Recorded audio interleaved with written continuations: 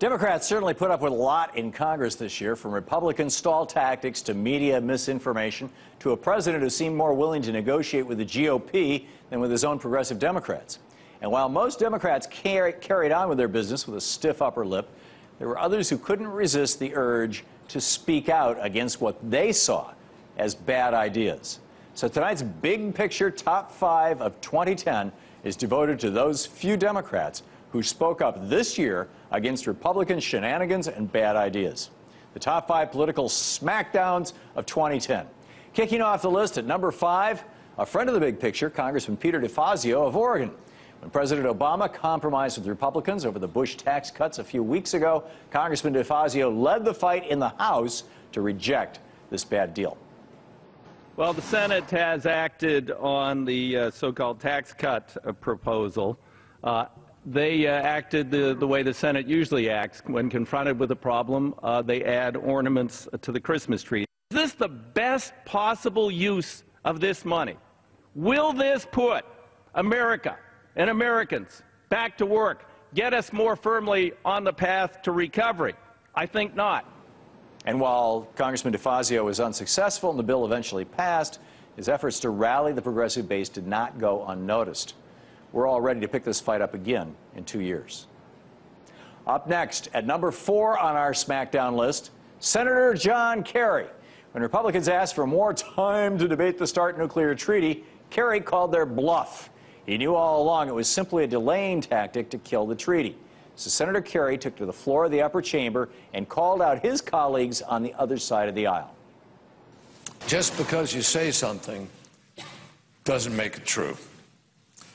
And our friends on the other side of the aisle seem to have a habit of repeating things that have been completely refuted by every fact that there is.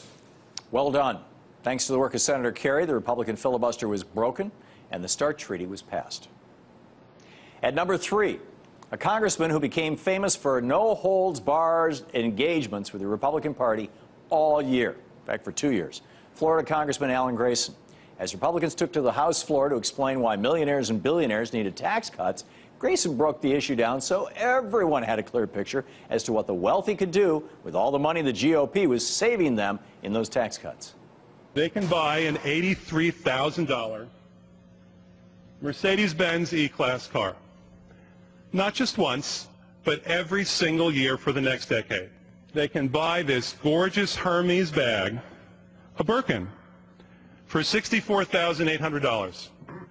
Not once, but every single year for the next 10 years. They can buy this bottle of Chateau Yquem wine, bottled in 1787, for only $56,588. That will leave their loose change in their pocket of $25,000.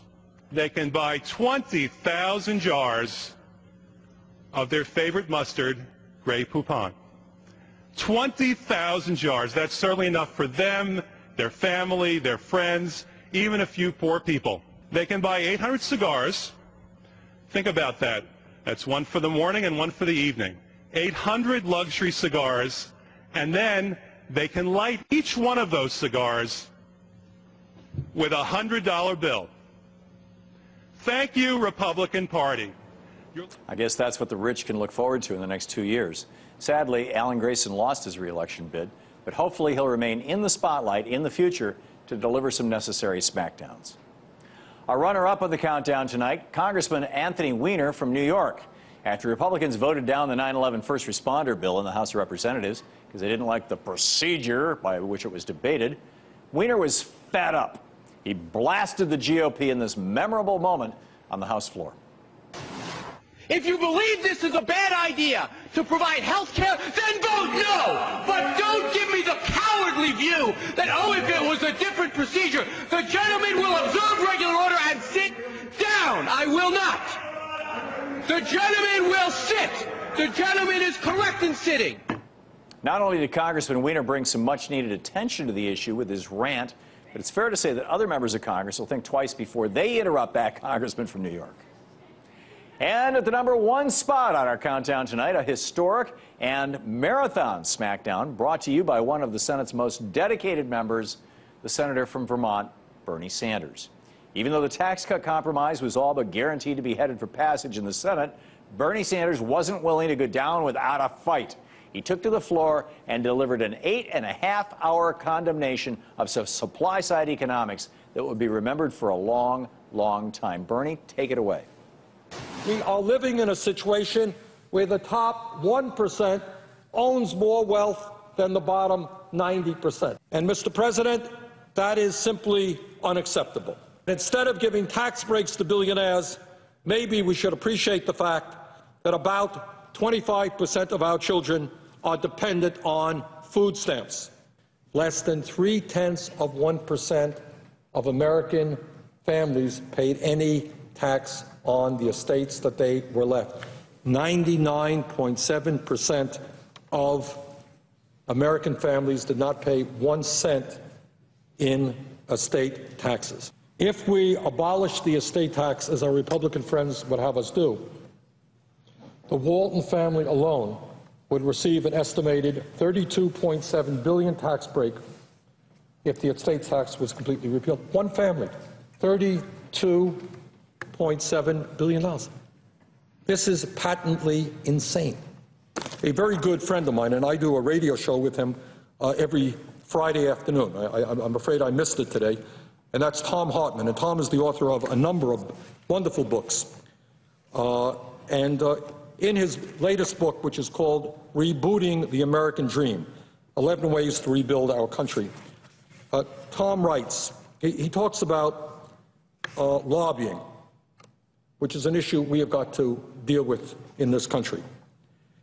He says, and I quote, page 104, "Given how lucrative lobbying is as an investment, it's become a huge business." In other words, what he is talking. Got to say, he is pretty good source material. Thanks, Bernie. So there you have it. The top 5 political smackdowns of 2010. Job well done, gentlemen.